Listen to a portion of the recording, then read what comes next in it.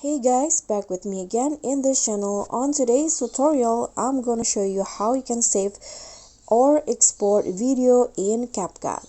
So first, if you want to save your project, for example, you made some changes in your edit, like you're trimming a video and you want to save the changes. So what you need to do is you can just go back to the home page and the project will be saved automatically.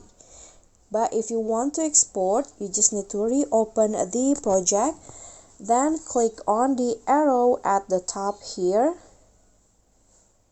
and CapCut will start exporting your project.